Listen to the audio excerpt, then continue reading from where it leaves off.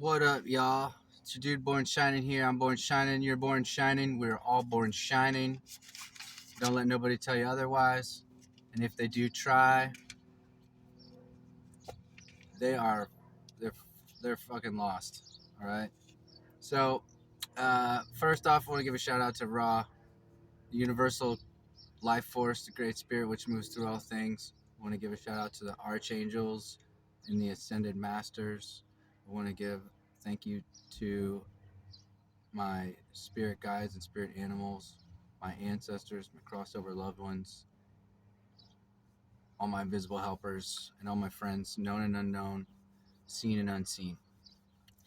And apologize if you've been waiting on this, but this is going to be what it means to do your own research. My take on what the whole do your own research thing is. Um, I looked, I did do a look around on like what I looked on YouTube real quick for like how to do your own research, and all I found was a bunch of uh, sarcastic. Um, it's like a mockery of people being able to inform themselves, and it's just kind of like it. I mean, it's disgusting, really, that like people that the general the, not even general, but like the perspective would be that like people don't know how to do their own research and people just look for confirmation bias and all of this kind of stuff. Well, so the first thing about doing your own research is that you have to, you know, I think, and again, this is just my perspective on this whole thing, but like I'm coming from the standpoint when I say do your own research, like I'm coming from the standpoint that something needs to be fixed. Like there's there's an opportunity to do something in a better way. Like what I know the mainstream story, I know the mainstream agenda. I would call it an agenda, uh, and so I don't feel like I really need to factor that in anymore. You know what I mean? Like that perspective is well established. It's not I mean it's confusing, but I'm not confused like what they're saying, the stance that they take, like this particular angle on like on life or the world or how people are, this 3D very physical linear material based approach to reality. Like it's very clear that about that whole paradigm. So when I'm doing my own research, like I am specifically looking for things that run counter to that. you know so I don't, and some people might call it confirmation bias. That's fine by me, but the reality is that a lot of this information is publicly available. And people, here's the thing, and again, like, so the next thing would be like, citing your sources. And there's a reason why I don't cite my sources, and it's because that would be a lot of effort that for the most part would, you know uh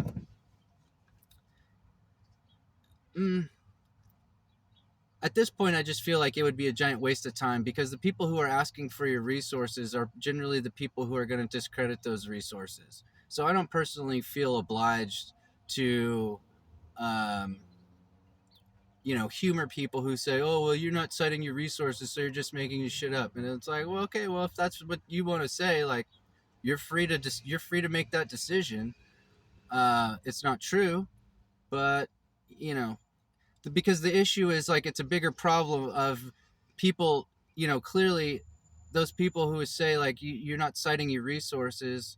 uh, to me, a lot of those people are going to be the same people who are incapable of receiving new information in the first place, or thinking a different way in the first place. It's not like,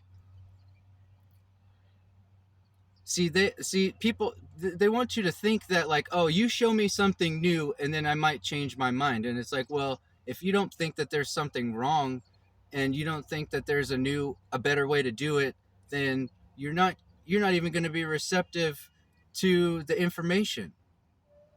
You know what I mean? Like, it's flipped on its head. It's like they want to say, like, oh, you show me the information and I'll change my mind. And I'm saying, no, like, you need to already have you need to have that already, that you need to create that opening in your mentality and in your way of thinking before any new information is going to have any kind of impact in the first place. And it's like when I went through Master Gardener training, they specifically told us, like, there's a time when there's a window of opportunity when you have to inform people and give people information, and that's when they ask a question. Because if you're and I've experienced this, and maybe you've experienced this, but when you start giving people information who have not requested it, it's a waste of energy. All right. And not the fact that you have the solutions to their issues. That's not what I'm talking about. But what I'm saying is, if people don't say it's like, say you work with plants. I mean, let's just keep that one going. If you work with plants and a person has an orchard and they don't come to you and say, they could tell you their problems all day long, but if they don't say, what do you think I should do, or do you know anything about this, what's your take on what's happening to my orchard, nothing you say to this person is going to land. There's got to be an opening. This farmer needs to first come to the realization that there's something that can be done. Because a lot of people, they put themselves in these mental binds where they know that what they're doing is not working, yet at the same time they're not receptive to new information, and they're not thinking that there's a better way, or that there's an alternative, or that there's some kind of new solution. And they usually have to find out from a friend who is more open-minded, that tried something new, and then they get results.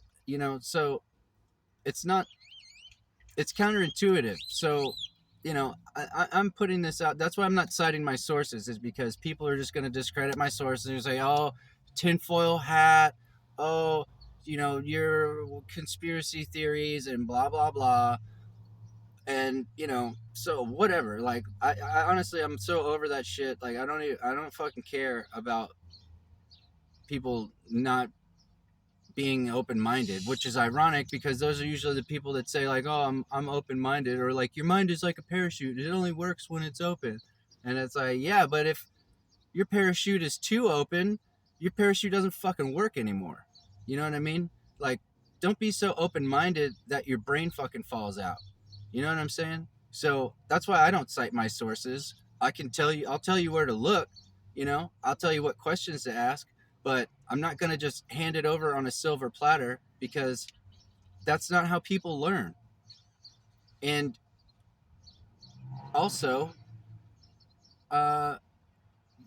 you as a researcher, or you as a informed citizen, it's not about regurgitating information. It's about, I know through my personal experience that this is the case. You know what I mean? And so the other thing that citing your sources does is it kind of, it handicaps people, I think, and in some ways, like, if people didn't cite their sources, then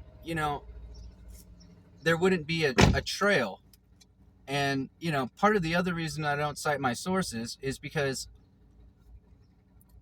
I didn't think to.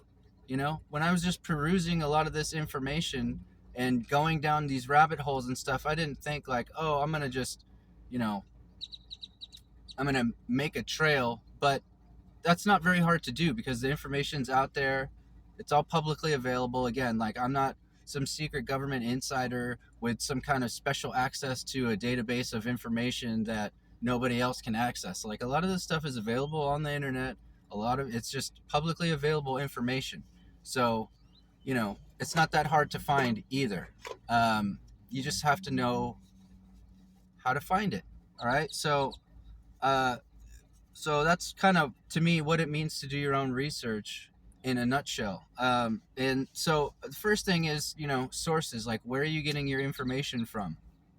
And there's three types of sources. There's primary sources, um, and this is taken from the UMass Boston Healy Library website. It says primary resources: immediate firsthand accounts of a topic from people who had a direct connection with it, including text of laws and other original documents, including government documents, newspaper reports by reporters who witnessed an event or quote people who did, speeches, diaries, letters, and interviews, what the people involved said or wrote, original research, data sets, survey data such as census or economic stats, photographs, video, or audio that capture an event, raw data.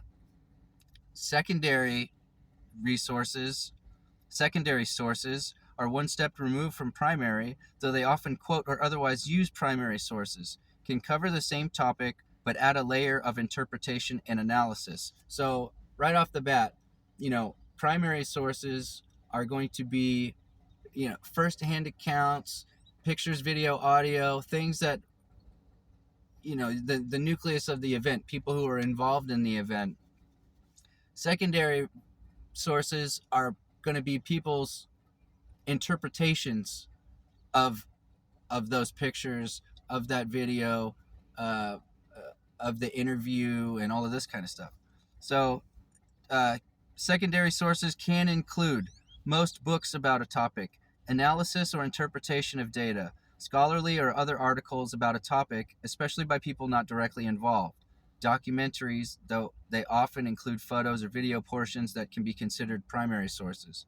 Um, So here, and then they make a distinction again between primary and secondary. It depends on the topic and its use.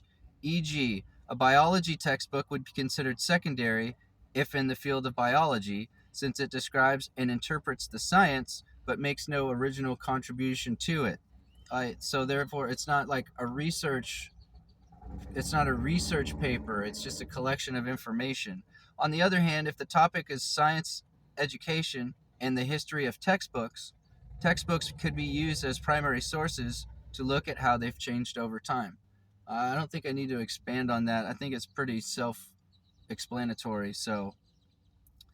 And then tertiary sources are reference works that consolidate primary and secondary sources but do not provide original analysis, can be used as an aid to find key sources, key terms, general common knowledge, and established mainstream science on a topic. So those are going to include things like encyclopedias, any sort of like reference book, or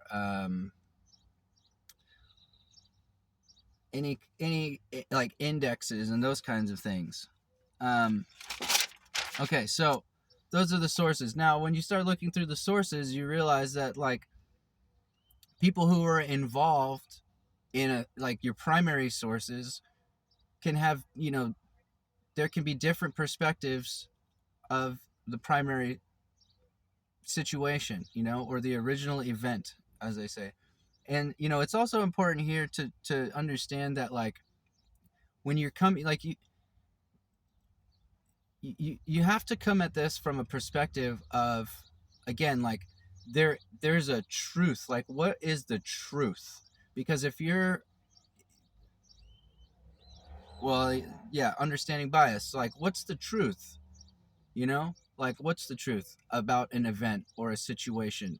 And I think that there's different layers to that. Like there's the truth of the event. Like, what do you say? Like there's facts about surrounding an event. Like, for example, let's just take 9/11 for an example, because that's the first one that comes to mind. There's certain facts about the event that are going to be challenging to refute.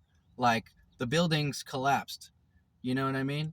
Like, many people were injured and lost their lives, and it's tragic. And, you know, stuff like this, like, it's irrefutable.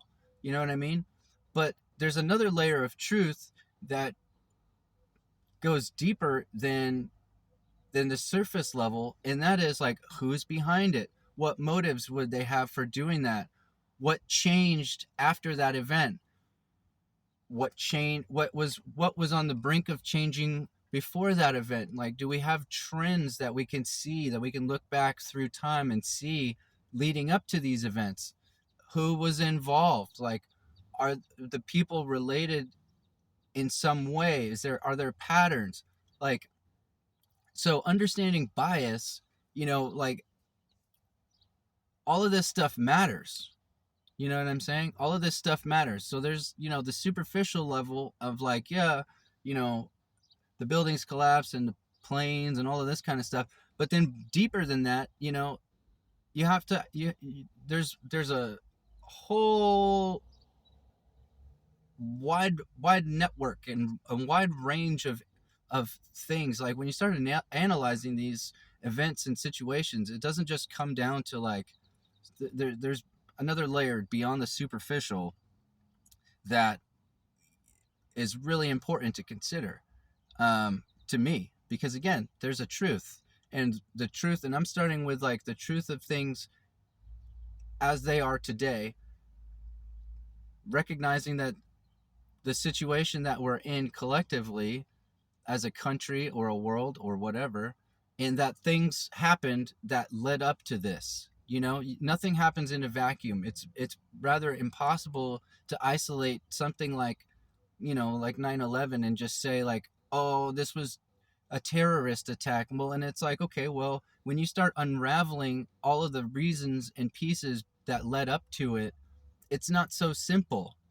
It gets way more complicated, and that is precisely where people drop off, because that information, I'm not just saying that it's too much for people's brains to compute, but part of the reason why it's too much for people's brains to compute is because that information would completely contradict the mental construct of reality. And so you have what's called cognitive dissonance, and it's this idea that people push away information that is going to challenge their reality. And so, how's that for confirmation bias, right? I mean, you got people complete like saying whatever they can, they completely ignore it, they downplay it, they trash talk it, but regardless, that information exists, and that information completely contradicts their mental construct of reality, the things that they believe to be true, and the way that they operate in the world. This information completely will contradict what they think and how they live. And there's a whole process that comes after that. Like, once you accept that you're living in a false reality, or that you've been believed in a lie, there's like a whole emotional grieving process that comes after that, that people don't know how to deal with. And I'm not saying that it's easy to deal with, because it's very challenging, and it takes a strong spirit and a strong will to admit to yourself that you're participating in a lie, or that you've made a wrong decision, or that you have somehow contributed to the state of affairs in some way, whether actively or passively or in any capacity, And so when you're doing this research, like, there's another element to the whole thing, and that's like, what part did I play in this whole thing? The emotions that arise from recognizing that, like, you're living in an illusion, and that what you thought was true is not true. It's not for the faint of heart. This is real shit. And that's exactly why people don't pursue it, because to them it's easier to keep the lie going. It's easier for people to continue to live a lie than face the truth and face reality. But the irony is that takes a toll on you physically. there's consequences for doing that, you know? So it might be psychologically easier to some degree, but the reality is that you're paying you're paying a cost with your health, with your emotional state. You know, there are other costs associated with living that way. So, yeah. So understanding bias, you know, and that would be like if there was um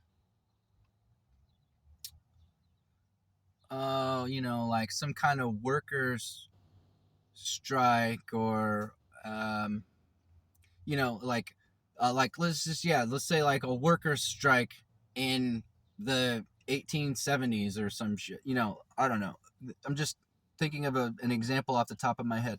Like the workers are going to have a completely different perspective. They're going to have a different bias than the company owner, you know, and they're going to have a different, both of those people are going to have a different perspective than um you know, an environmental activist would at the time. So you have to understand bias, and like, what do these people like? Why are they invested in seeing things the way they see them? You know, it's not enough to say like, oh yeah, I was an employee and I had to go and work. We striked because the working conditions weren't that great, and you know, it's like, okay, well, obviously they felt like that was the only option, you know what I mean? Like they didn't feel empowered enough to just stop working there and go find another job. Like there's deeper psychological levels to all of these things. Okay, so um you know, another thing to consider when you're doing research is is following the money. And before I get into that, I feel compelled to talk about this idea of again, like coming back to the truth, and like the angle that I take on this is that there is the information that we receive is being manipulated, and it's being presented in a certain way to get people to arrive at certain conclusions without being forced. It's like, oh yeah, it's just not, you know, you read this newspaper article and you just go like, oh yeah, you know, or at least, I mean, to some degree they're telling you what to think at this point. But in the past, I think it was more like they give you the pieces, but they present it in a way that the conclusion that you draw from all of these pieces is like it's a logical next step, you know. Now I think it's more they just tell you what's going on. They're telling you what to think. Whereas in the past, it was people arriving at their own conclusions, but all that information is arranged in such a way is so that if you're drawing any other conclusion, then it's, you know, somehow you didn't connect the dots properly or something like that, you know. So um and again, this is, you know, it's important because when we talk about the influence of money and following the money, you know, it's like there was a study done, I don't remember exactly the year, but I think it was Andrew Carnegie, found the Carnegie Foundation, or somebody paid for this person to go around to all the medical schools and basically do a report about all of the medical schools in the country, okay, at the time in the United States at the time. And so when you look at that report, you know, you definitely see patterns, and I can find the name of that report and I will. um, but when you look at that report, you see patterns, and you say like, oh, taken from the perspective of how most people view science and medicine today, you know, in the mainstream, they would say, well, yeah, like, of course they're going to shut down these medical schools that aren't appealing to certain standards of health and all this kind of stuff, which, you know, includes in, you know, it includes things. We're not just talking about medical schools that don't.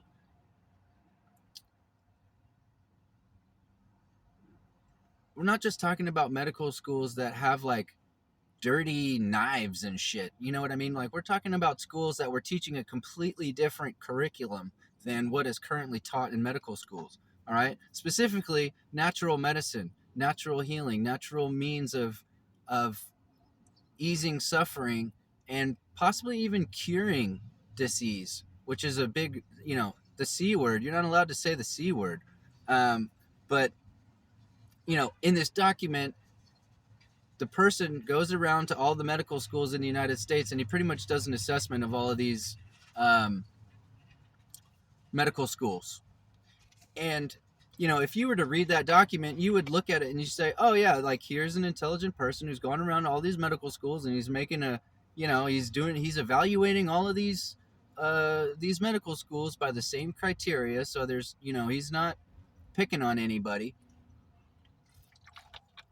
But if you don't follow the money and you're not looking at who funded that person to go around to all those medical schools in the first place, you're going to miss a huge piece of the pie. You know what I mean? You're going to miss a huge piece of the picture. And also what happened as a result of that paper. So somebody funded that. It's not like that guy just got it upon himself and says, oh, you know what? Like, I'm really concerned about the state of the medical schools in the United States. So I'm taking it upon myself and I'm going to self-fund this trip around the United States and visiting all these schools to go and see objectively what's the deal.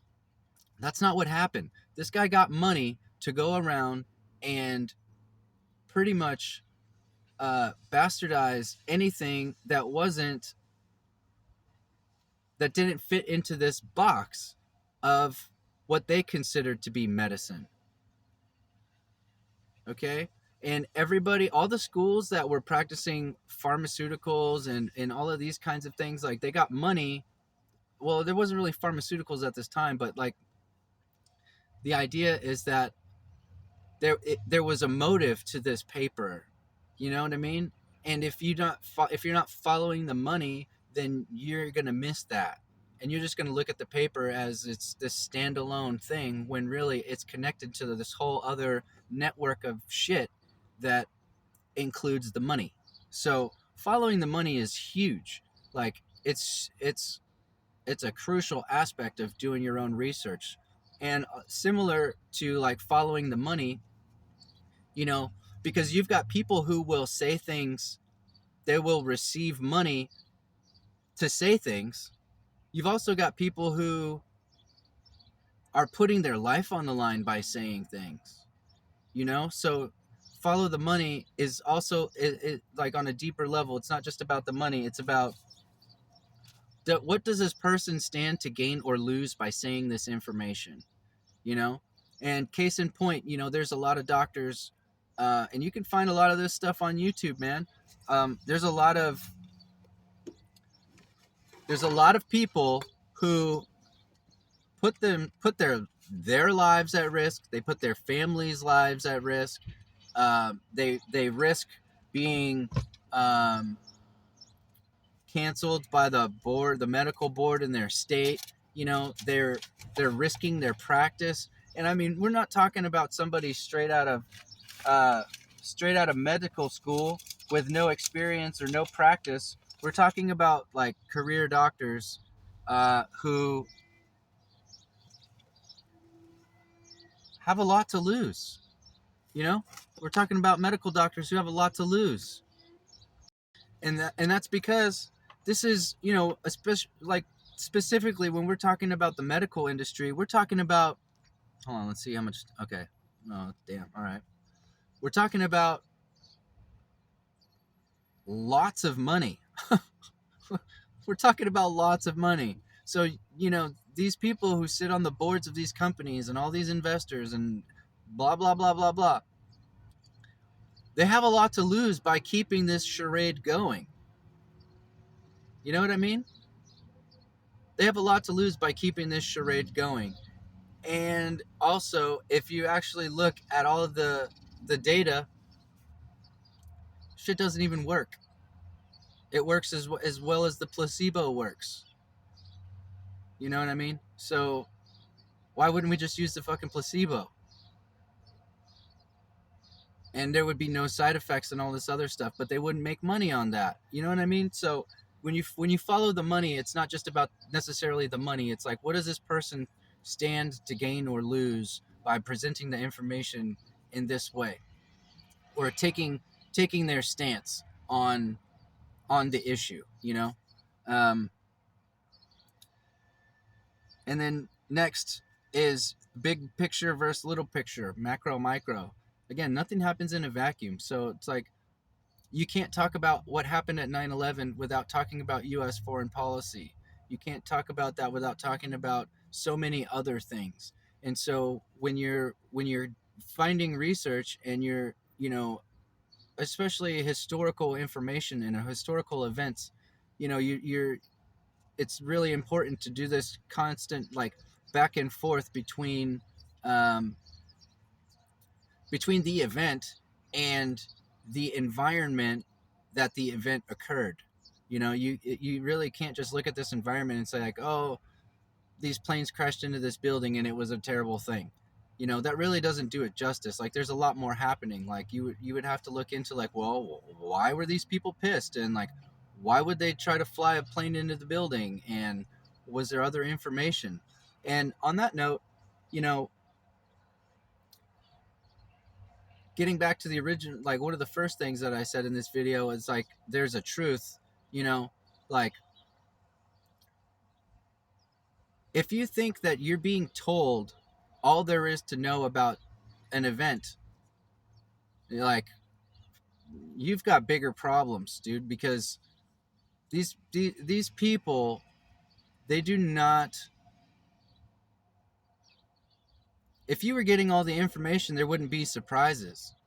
You know what I mean? Like, for me, when I first started finding out all of this stuff, like, I'm not saying that I was on the dean's list and, like, I had a fucking 7.8 GPA, but I'm telling you that, like, I know how to do research. I took study courses. I did multiple classes where we had to write papers, so we would take visits to the library, and, like, all of this stuff is very real and, like, reinforced. Like, there's a process and a way to approach all of these things.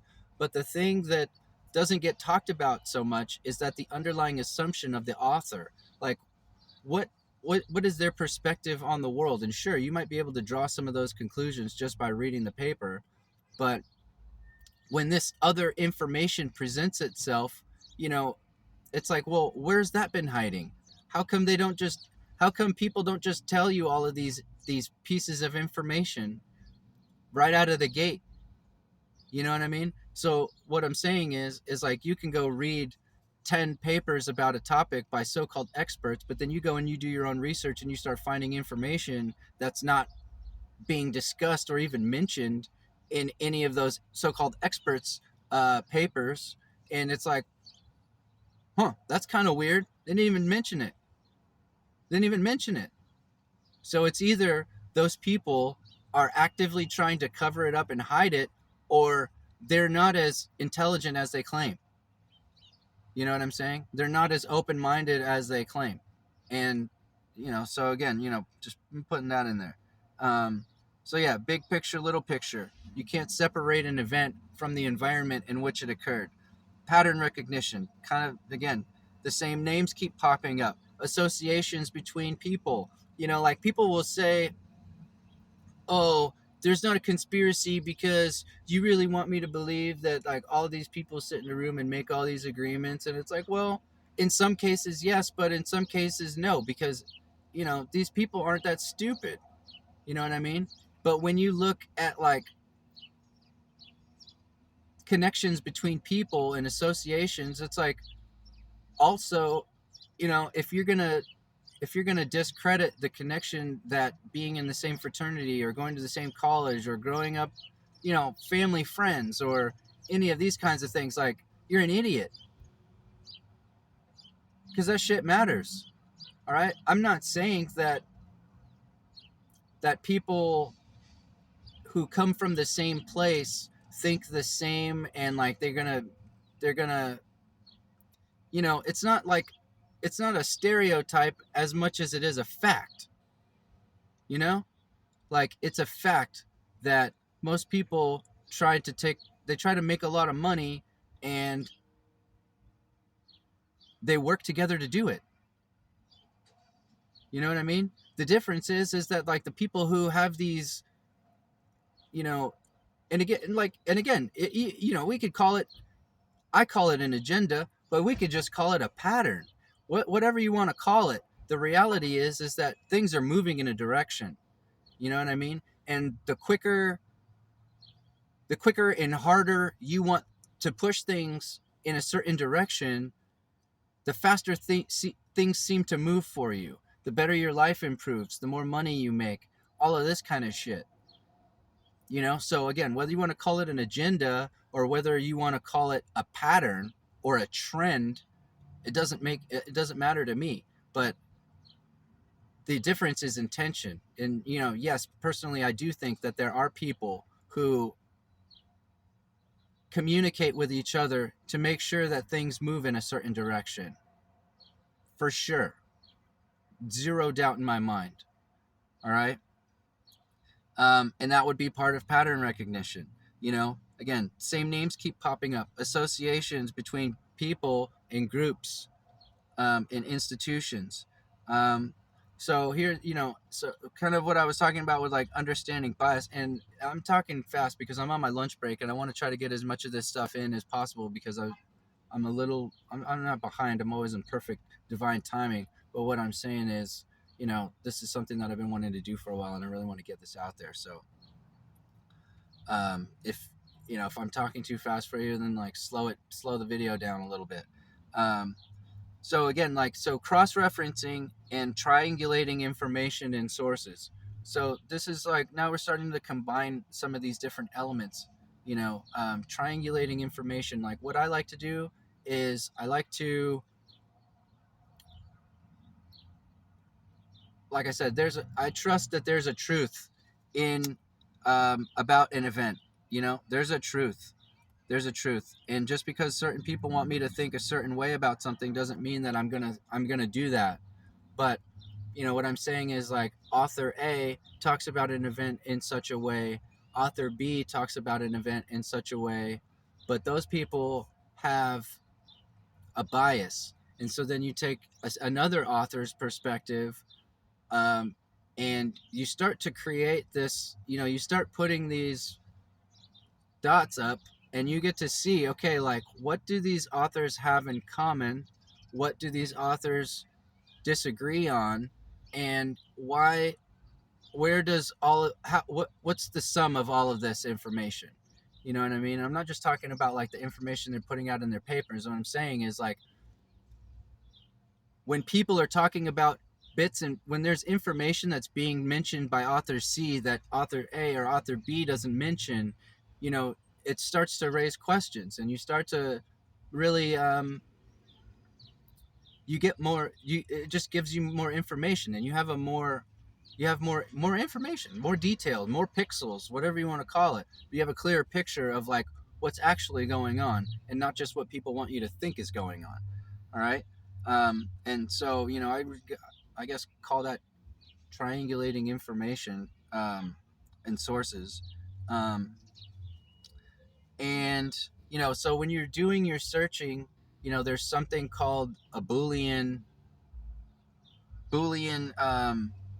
variables, Boolean terms, Boolean. It's like when you put something in. Let's just use Google. I'm fucking not a fan of Google, but when you use Google search bar, you just type in like puppies or something.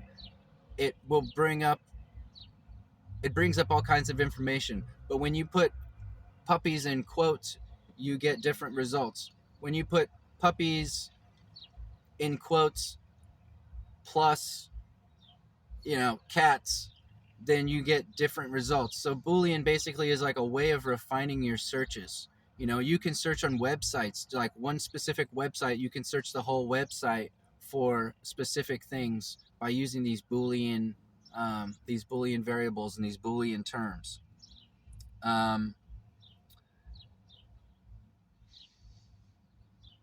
Let's see. So, I'm gonna,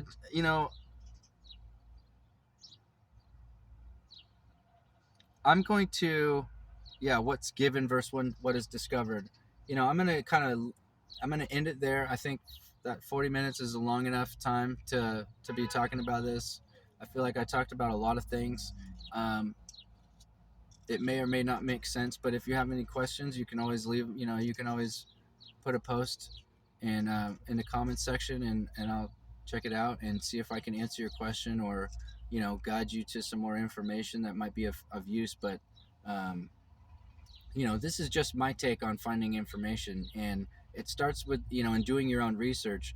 But like you have to start with a basic assumption of like, and again, people will say it's confirmation bias, and like I don't really think it is as much as it is. Um,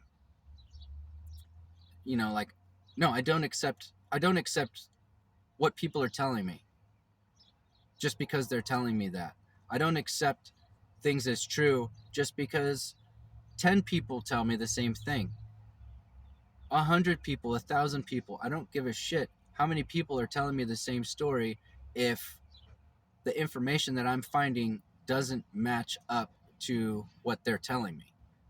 And the next level of that, and will definitely be, I mean, it's a part of something that I've talked about on this channel before, and that's like using your intuition.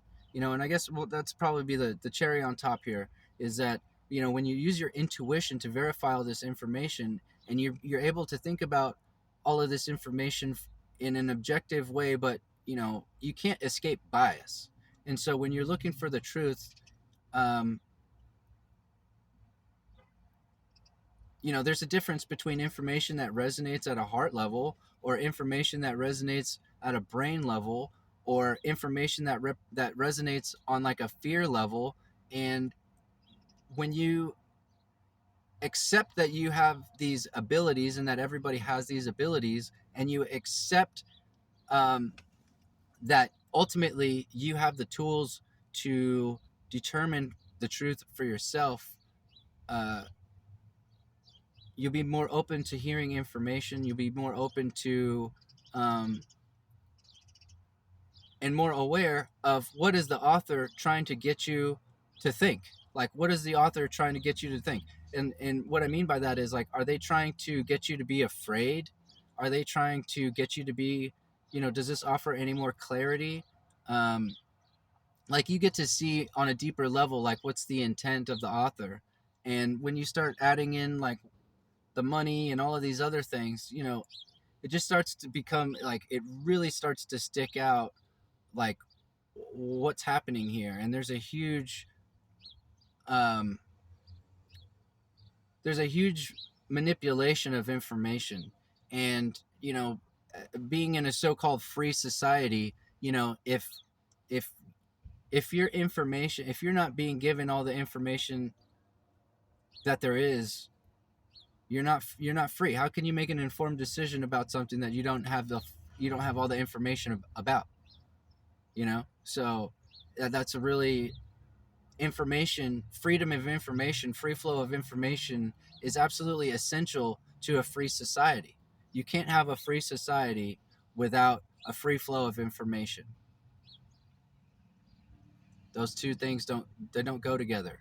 You can't have a free society while also condemning um, freedom of speech, or um, whether it's from a legal perspective or like social pressure.